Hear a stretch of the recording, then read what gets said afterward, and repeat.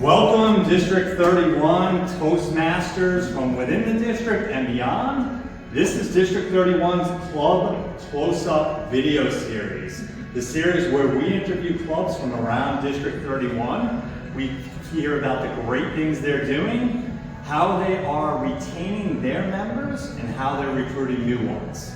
Today, we are at a special venue interviewing the Island Foghorns. Now, the Island Foghorns are a virtual club, but as you can see here, we're not virtual today. We're at a special holiday event post the Island Foghorns Holiday Luncheon. Island Foghorns, as I mentioned, are a virtual club. We'll give some more information about how you can find out about joining their meetings at the end of the video. But first, as an introduction to the club, the Island Foghorns are a community club. And what does that mean? A community club means that anybody with any type of goals who wants to come find out or join a Toastmaster club is welcome to come to the Island Foghorns. It doesn't matter what your goals are, what your background is, they're all inclusive for anyone who wants to come join, unlike potentially a corporate club or an advanced club where you need certain qualifications. We also know that this year coming up is the 25th anniversary of Island Foghorns. Yes, they were founded in 1999, April 1st to be exact, so I have to ask, is this a really founded club or was this an April Fool's? I think it's for real because we're all here together in 2023 looking forward to that 25th anniversary. And as I mentioned, we'll give some more information at the end of the video and in the description on how you can join the Island Foghorns.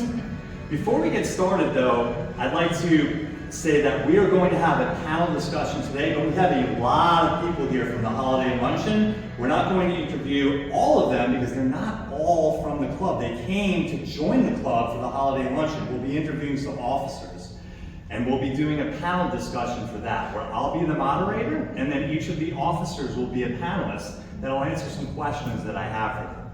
But before we get started, let's learn a little more about who we have gathering with us today. And we're going to go from this direction around, and everyone's going to give about a 30-second to 1-minute introduction about themselves, how they're involved in Toastmasters, and how they're potentially involved with the Island Foghorns Club. So let's start on the left, and we can start with an introduction. I'm Mary Raftery. I'm Sherry Raftery's sister, and I'm a guest today. And this is Desmond, Sherry Raftery's grandson. Hey Desmond, you're going to go in front of the camera? Go in front of the camera. And wave. Yay! Wave. Yes. Okay, Des. Next up. Hi everyone, I'm Bethany Cashway, and I'm a member of Rhode Island Active Toastmasters and Island Foghorns, and I'm also the Vice President of Education for Island Foghorns. My name's Anita Ross. I'm a club coach for Island Foghorns, and this was a great holiday luncheon that they hosted, so it gave me a chance to meet everyone, which was wonderful. My home club is Central Toastmasters Club in Worcester, Mass.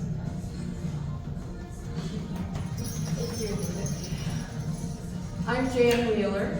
I joined Island Foghorns in the 20 years ago, 2003. The club had only been functioning 5 years. And within a year, because I was new and naive, I was elected president. It's been an interesting ride. All these 20 years, I've met people from all over the world through Zoom, that has helped, but we also had an influx of people from Naval Base Newport, military officers that have come and asked for help. We've also had people from the business community, and we are called Island Foghorns because our location is actually on an island, and we do have several notable, beautiful lighthouses here. Rose Island Lighthouse and Beavertail Lighthouse in Jamestown. That's how we got the name, Island Foghorns. Thank you, Jan. Hi, I'm Dr. Sherry Raftery. I'm actually the serving president this year. I'm a president of advanced bar ages as well. And I actually joined Island Foghorns because of Jan. We went virtual and Jan welcomed me into the club. I've always known about Island Foghorns, but I didn't go down to Rhode Island often. And now that we're virtual, and I had the honor to become second in our District 31 as the 2022 World Champion Public Speaking, and I appreciated this club welcoming me into the club.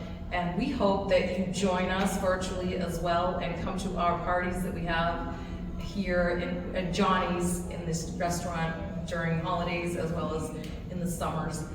And I joined Toastmasters in 2005.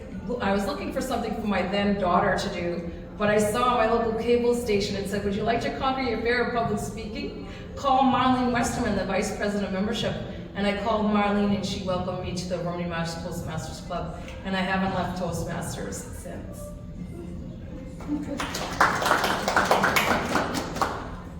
Hi, I am Lisa Hunt. I've been a Toastmaster for about 7 years, and during that time, I've been president of the club twice. I've been an area director twice, and now I am the Division G director, which means that I am the Division G head of the Island Foghorn Toastmasters. And I've just enjoyed a wonderful holiday party with all of these great people. Yay! Thank you. And I look forward to visiting them way more now. Hi, my name is Joe Anteo, and Island Foghorn does throw a great party. And I'm glad I joined today for the fellowship and friendship with everyone. I belong to Fall River Innovator Toastmasters, but I'm also their area director, Division G, Area 72, where the club falls underneath. And it's been a great journey supporting them, working with them to have them reach their full potential. And I'm glad to be here today. Hi, my name is Merrill Winokur, and presently I'm with District 31 in the marketing division, where I am the chairperson of club retention. So one of my coaches tonight is Anita. I'm very glad to have her. Presently I have 7 coaches, and for the next 2 weeks I have 3 more slots open if you want to become a coach and work towards your DTM. So contact me, and it'd be great to meet you. Todd? Hello, my name is Todd Saver. I am from Toastmasters Fall River Innovators.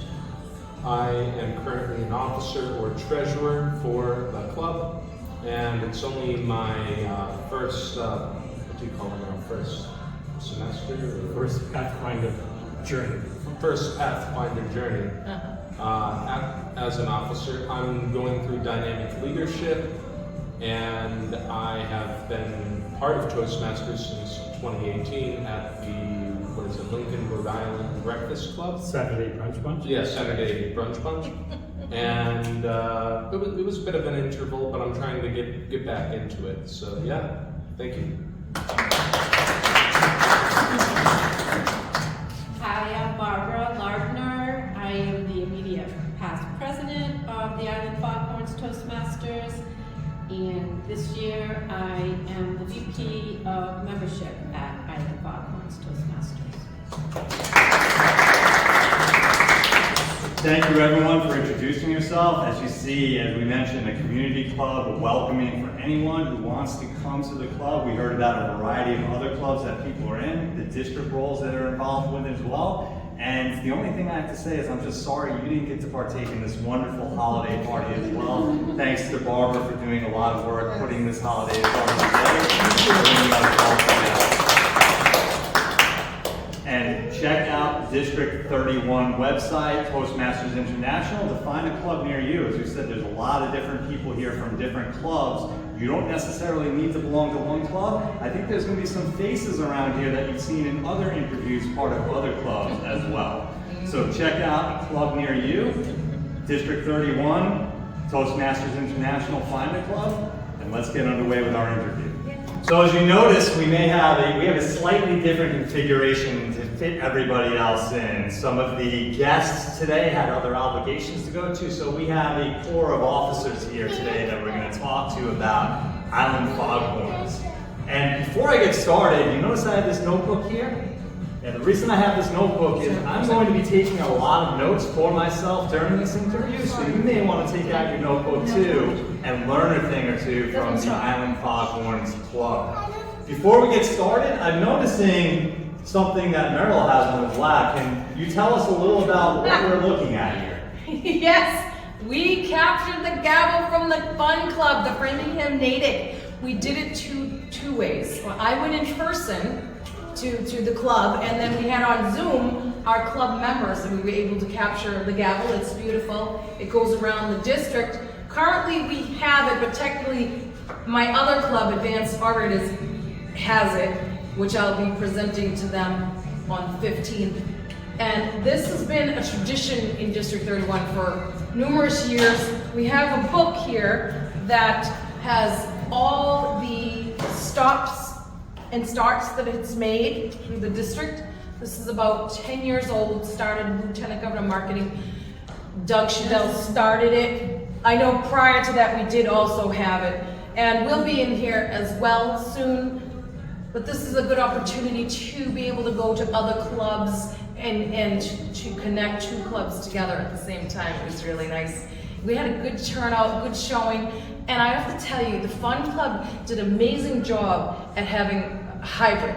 I would love for us to find out how to do hybrid, because they were able to have, you could see them virtually, but you could also be in person, and the way they set it up was very simple procedure. So I'm recommending folks connect with the Fun Club to find out how to do that, because it was almost like as simple as you have it set up here, Christian, with a phone camera on a tripod. It was 2 of them, and I thought it was amazing. And I think that may even help us get more members by having it hybrid, because I know that we used to meet in person, and hopefully we can go back into meeting in person as well as hybrid.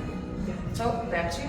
Thank you for that, Dr. Sherry. And a couple of points to emphasize here. If you're interested in learning more about the traveling gavel, go to district31.org and search for the traveling gavel item. It will give you all of the guidelines on how your club could potentially capture the traveling gavel back. The other note is hybrid. We have several hybrid clubs in the district. As mentioned, the Fun Club is a hybrid club. Gives members an opportunity to speak both in person and virtually. Maybe somebody can't make a meeting, but they can make it virtually. It gives them that option. Yes. Now let's get started with the interview. My first question today for the Island Foghorns Club is, if you had a motto, what would that motto be? Jan, she has a motto for us. The name Island Foghorns was chosen because this club is actually on an island. And we have 2 lighthouses, very prominent historic lighthouses. And we felt that this club is like a lighthouse, leading people to develop better communication skills.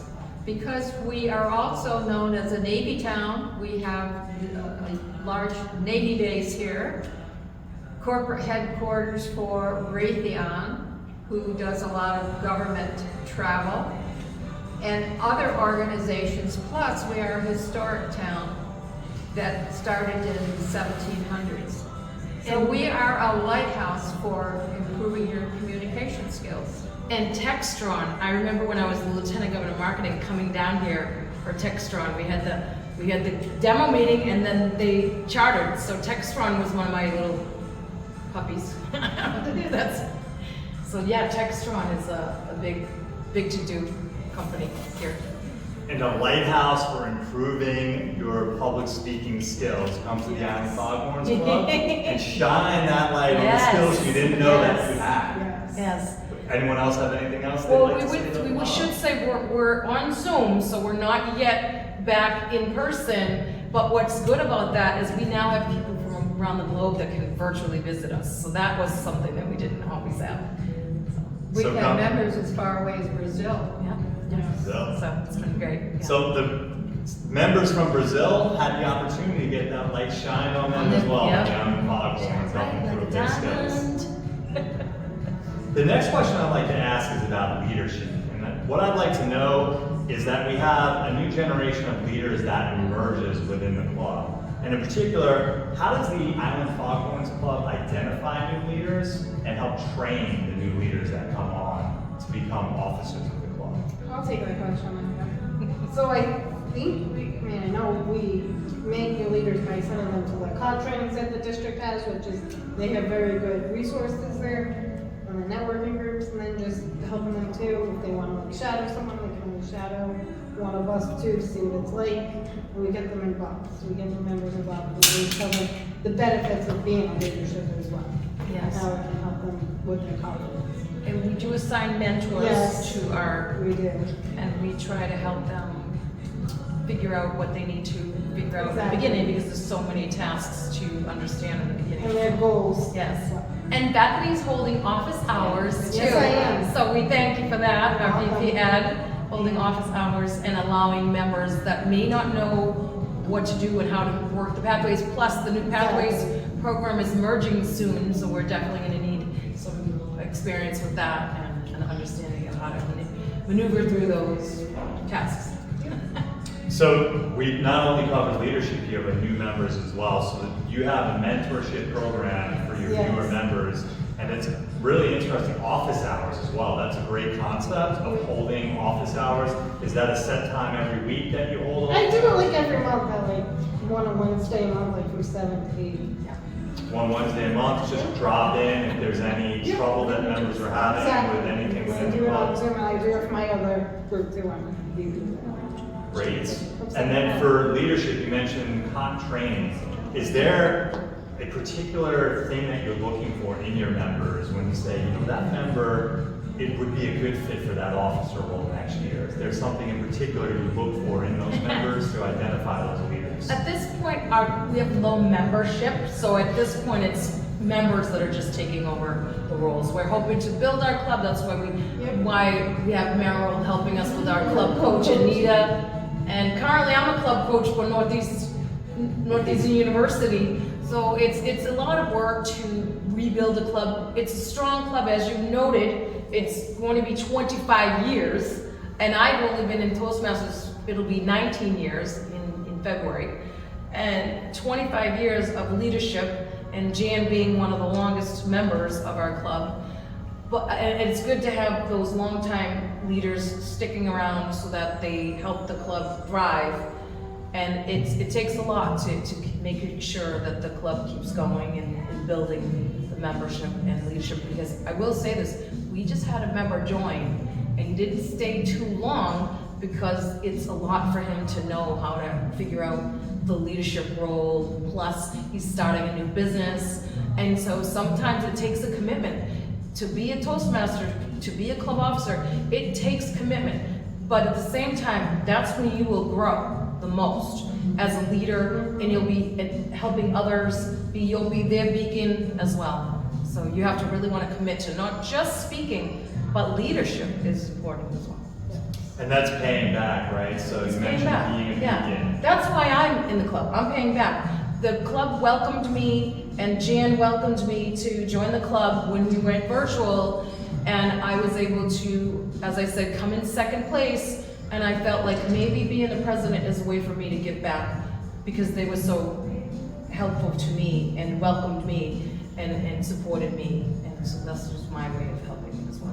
And that's inspiring to any Toastmaster who have a lot of experience. You've gotten a lot when you were a newer member out of your club. Maybe think about taking that leadership opportunity to help either mentor or be a club leader to give back to some of the members who are looking to you for guidance. The other thing I heard too, we mentioned club coaching. So with Meryl being the club coaching chair, and we had Anita here before, if you're a club who feels like you could use some guidance, you can use some help from the district leadership and outside of your club to help grow your club, to help with any aspects of your club, education, membership, or otherwise that is a little weak, that needs support, the district provides those resources, and that's what Meryl's doing, providing clubs with club coaches. So feel free to look at district31.org. There's a club coaching program on there. If you feel you need a club coach, contact on that webpage. It'll probably go to Merrill. It may go to our club growth director, and they'll fix you up with a coach for your club as well. And Merrill's club has about, how many in your club? Right now we have 20, but previous year we went from 12 to 38. 38, and that's Merrill's skills with the Zig Ziglar, right? The Zig Ziglar, yes. Merrill's really good at getting membership, so if you want to build your membership, Merrill is your man. And check out the You should Fall make it. River Innovators. Yes. Thank you for plugging Fall that. River Innovators. Club close-up video as well, and you'll hear all about the Fall River Innovators too. Moving on now, we just talked about membership. Let's talk a little about education. Well, this club this year, so far, has 7 members that have achieved pathway levels, judging from the Distinguished Club Program. Last year you had 9 total, so you were only 2 off from last getting year. there. Great job so far. Get there. What I'd like to know is how are you encouraging members to complete Pathways projects? And in particular, how are you encouraging them to go into base camp and also sign off on those pathway projects? VP Ed, would you like to Thank take that? Thank you, Madam President. So we encourage our members to give a speech at every meeting and to sign up to give the speeches at the Pathways and to put any project they want towards it, to get the credit. Like Dr. Sherry just completed level 1. Yes, last night. So we got that level. We have a couple more that we need. So we're getting there. We're going to be having a speech-a-thon as well in the new year to get more people going with speeches and to get the credits that they need. So that's how we're doing education, getting them out of the way. And Bethany always volunteers to remain after the meetings to work with people who need help with the Pathways program. Yes. So she's always has that available also. And I'd like to point out that I love the free toast, how it pairs up with the Pathways program.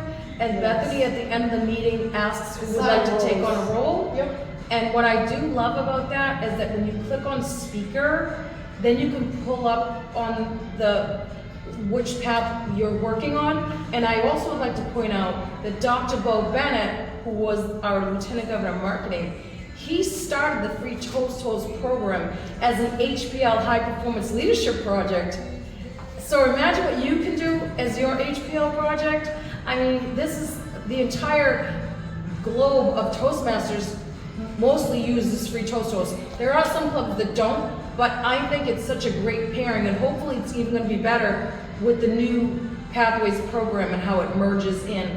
But I love how you can just click on it, you can get the evaluation, you can get the title, you can get the introduction. It's really, really great, and also having the agenda easily settled right there through that program. Yeah, you mentioned, Dr. Sherry, you mentioned Free Toast. For those who are not familiar, that's been mentioned in some other videos as well. That's the free website tool. If your club does not have that, search for Free Toast Host. There's a website, they'll get you set up with a website. And as mentioned, it corresponds very well with the Pathways projects because you can assign the particular project in that agenda, and as mentioned, go into the speaker, you know exactly what project you're doing as a Toastmaster, you can announce it and know exactly all the details of the speech that the person's giving. Going back to Bethany, staying after and asking members if they have any concern, in addition to having office hours, really dedicating your time to helping members with education. If you're the VP of Education, those are 2 great ideas. Simple as staying after, asking anyone if people have questions about Pathways, and if it's going to take a little more, have that office hour where they can show up to and have personalized attention. Excellent. And we set up the agenda too before in advance. Yes. Maybe sometimes too much. Yes. Because I paired it with Google Link, the calendar, and so if you try to edit something, apparently it sends it out to everyone, but at least everyone knew about our open house. The more notifications, the better. Anyone else have any comments about education before we move on? All right, let's move on to the next question. I'd like to ask you a little more about meeting planning. We talked about the agenda, we talked about Free Toast. what are your best practices for getting those meeting roles filled beforehand? So we're not in the beginning of the meeting saying we have 5 slots open, who can take these slots? You're 10 minutes into the meeting, filling roles. How are you taking care of filling those meeting roles beforehand? Sometimes I send text messages to people too, saying, can you take on this role at the meeting? So I make it personalized. We also start the link, we open the link about 15 minutes early, so people come in and we notice that there's a role that's missing. When people come in early, we can just catch them within that 15-minute time frame and fill in the roles if something isn't filled. That is a good tip. Open 15 minutes early, and as people start coming in, hey, you haven't taken the grammarian role in a while, and it's open. Why don't I put you in there? And I would say probably 9 times out of 10, they're not going to say no. Exactly. Great tip. Yes. Any other strategies for filling those meeting roles? Those are some good ones. Well, We assigned those to you before, the next meeting, did you get that? Assign meeting roles before. Is that at the end of the meeting? End of the previous meeting, we set the roles up for the next meeting. Would that be something that you put on the agenda at the very end of the Yeah, meeting? it's always at the end of our meeting. Yes. Carol, did you Well, have we have at the Fall River Innovators Toastmasters, we have a telephone tree. And each officer contacts 2 or 3 people before each meeting to see if they're okay with the speech they have and to make sure that they signed up for a role. And anything else we can do to make sure that they're relaxed and energized for the meeting. I like that. That is a really good point. Sometimes people, we actually just had this in my club meeting, signed up as a backup speaker. We had a speaker role open, and about an hour before the meeting, as a Toastmaster, I reached out and said, would you want to take that role? You're signed up. And she said, I forgot I was even signed up as a backup speaker, so no. If you had that telephone chain, there would have been somebody that reached out to the backup speaker beforehand, gave her a heads up, and maybe at that point she was prepared to take that speaking role. Yeah. That's right. Great tip, not just speaking roles, but as Meryl said, all the other roles too, to ensure that you have that filled agenda. With respect to meeting planning, I'd like to know, and this is a queued up question because of where we are today. Yes. Can you describe any special meetings that you may have, Yes. or events that you have planned on holding, which the speak-a-thon was mentioned Yes. already? So can you tell us about those Yes. meetings and how you advertise for them? I think as you well? should let Barbara take I that think because Barbara did all the decorating. We have traditionally had at Foghorns a summer meeting and a winter holiday meeting. They're always advertised on our website. We put them out, I advertise for the party on the Newport Patch online. I think we put it out on Meetup. We've always traditionally invited, there were 3 clubs on the island. We are on the Picnic Island, so we always invited the clubs from the island.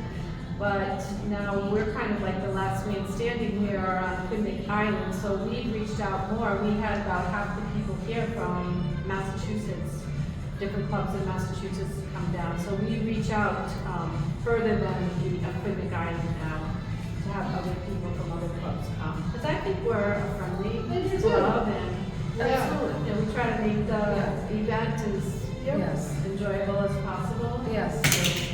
And we incorporate, we have an agenda, we had table topics. Which was all planned out beforehand as well. We just did a Yankee swap, which Yes. was super fun. And we also just had our open house, which I invited past international director Vera Johnson, actually lives in Michigan. And we have virtual, so we were able to have other folks visit as well. We did have that. We had flyers made up. You put that on the district website. You put it on the district social media. You put it in the newspapers. And then, as we mentioned, we had the gavel, travel gavel. Yeah, we're going to have a speech-a-thon soon. And then, of course, we'll have another luncheon in the summer. And we'll probably have another open house as well in the spring. so that we can get more members, because membership is tough right now. We're a good club, as Barbara said, and everyone said, we're a community club, we're a beacon club. It's just a fun club. I love the timing. It's 5:30 to 6:30, so if you still want to go to other meetings, you still have a chance to enjoy other meetings as well. So the timing, some people can think it's tough, but I think it's just great. I mean, I literally have to leave Fisher College right away and get home to open the Zoom, but it all works out and it's great. And mentioning advertising, some of the flyers, Barbara, you made up several flyers for these events. Yes, she's amazing with Can flyers. you speak to a little bit about making these flyers Yes, up? I've heard her do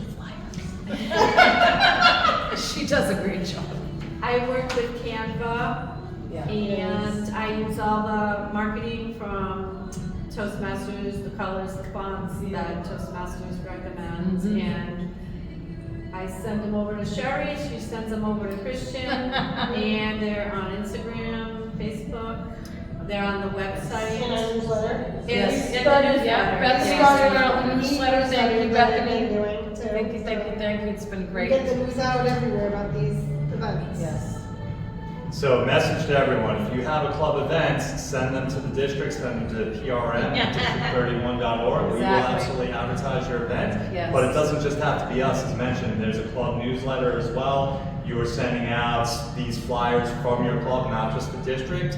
So if you're making a flyer up, use that Candid tool, as Barbara mentioned, very valuable tool, and send your messages out to as many people as you can, as many places as you can, and repeatedly send it out so that people know about the great things your club is doing. Now I'd like to talk a little about awards and recognition. It's very important. People do something, they do great things. We talked about pathway level achievements, earning your pathway levels, and other things that people do in speaking and leadership that get recognized.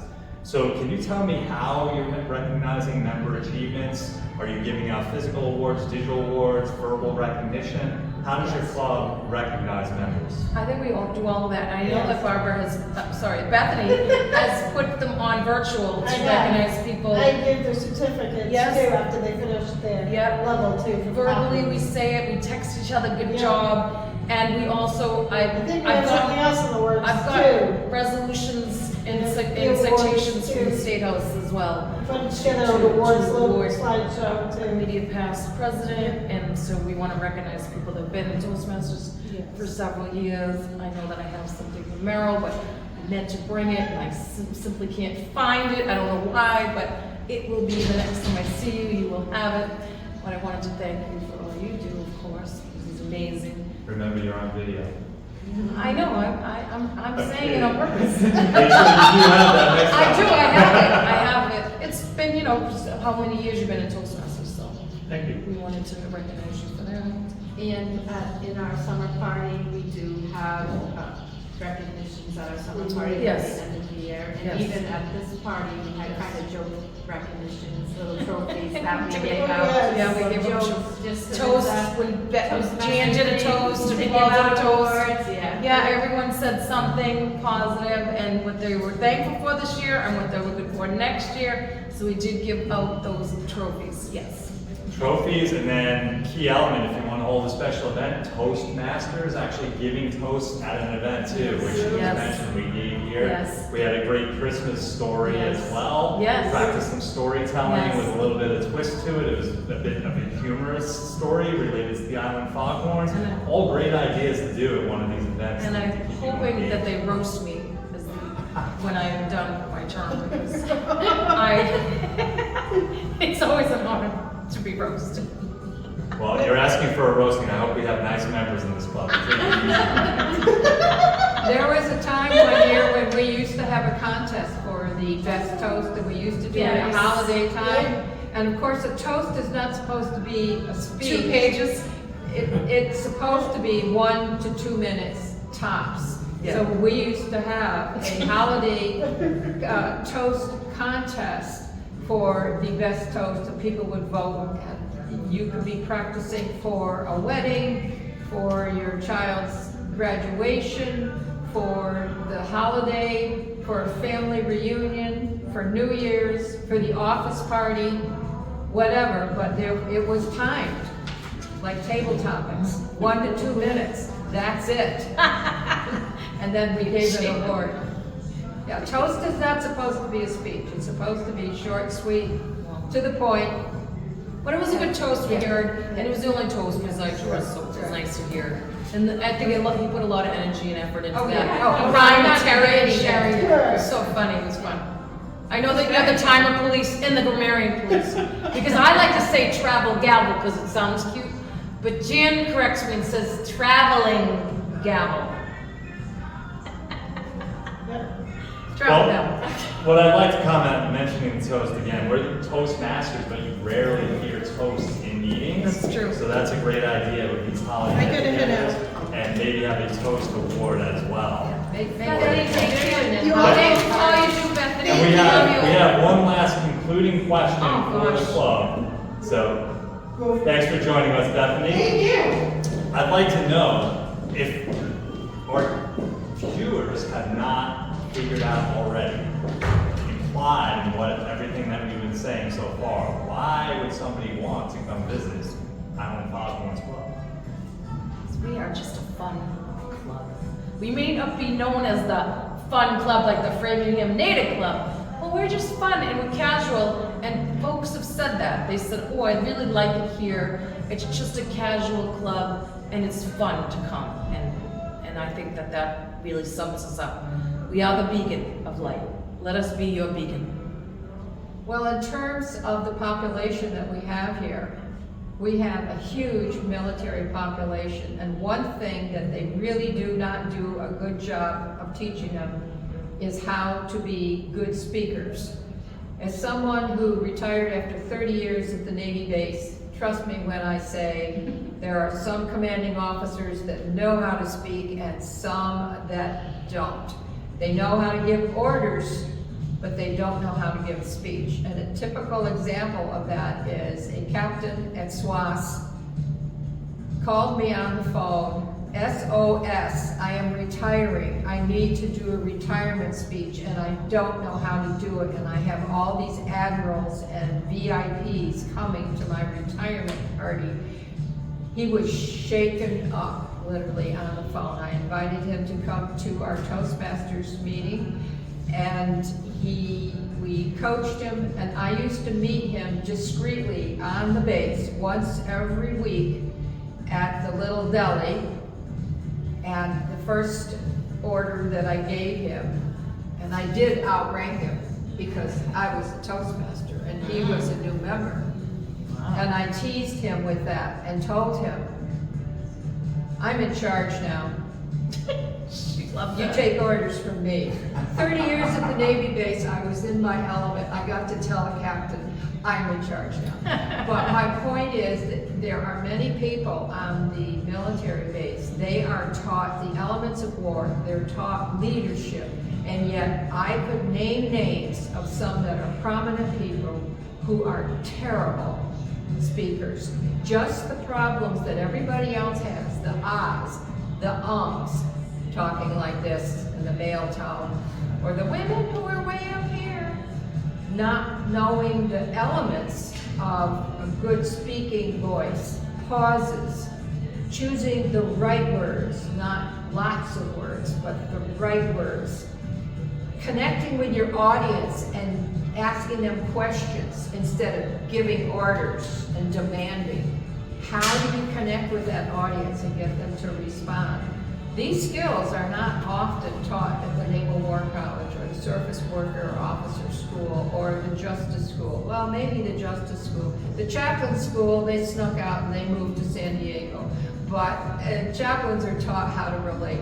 But there is a whole community of people there, and also there are executive people at Raytheon, which is a huge corporation. And again, we used to have a club at Raytheon, and again, the problem was the same, that they are taught to lead, they are taught to follow diagrams, but they are not taught how to sell a product, connect with an audience, make sales, get an audience to laugh. Learning how to use humor is a leadership skill. humor properly used is actually a leadership skill. If you get your audience to laugh with you, they are with you, they are together. So there is a very hungry population here that needs our help. That's why Island Foghorns has survived. Great points there. If you're a leader in your company, in the military perhaps, if you're a bureaucratic leader, when you can just tell people what to do, you don't necessarily have to communicate well with them, you don't have to tell stories. Once you get out of that organization, if you don't have those skills and you don't have that authority anymore, people might not pay attention to you if you don't engage them. So even if you're a leader, you can get better at speaking and improving your speaking skills by joining a club such as Island Foghorns, as Jan was just talking about. And a second thing that happens here too, many of these people do not spend 20 or 40 years in their military career. They do get out. Now they have to go out into the real world and go to a job interview. Many of them fail. They don't know how to relate to a different environment and how to use humor, how to use pauses. Reading their written resumes is a sleeper of, I was here, I did this, I did this, I did this, I did this. But there, you don't see it come alive. That's the skill that Toastmasters teaches, how to communicate, how to make your words come alive, how to connect with an audience of any age. Okay. Any Barbara, any concluding thoughts? I think with Island Foghorns, you get results because there's been so many people who have come through the club and they take what they learn here at the club and bring it outside. We've had somebody, a member of the club, who spoke at a TEDx conference and Newport TEDx. People use the skills here for job interviews, for different presentations. So I think with Island Foghorns, people get results with this club because I've seen it over and over again with people who join our club. And Terry and Paul. Oh, yes, they running for office. Political office. Political So they Yes. take the skills here. Yes. And they bring it outside. Yeah, that's a good point. Yeah. Two members of our club. And I came in second. Yeah, people, Champions. yeah, when they compete in the speaking contest, Yep. they move right up in levels. So I would just say the word results, you get it from Yes. Island Foghorns. Come to Foghorns, let us be your beacon. Results. And can you tell us when the Island Foghorn meeting are again? Thursdays, 5:30 to 6:30 Eastern Standard Time, first and third Thursdays of the month. We're on Zoom. Hopefully we'll do virtual, hybrid soon, but for now we're virtual still, and you're welcome anytime.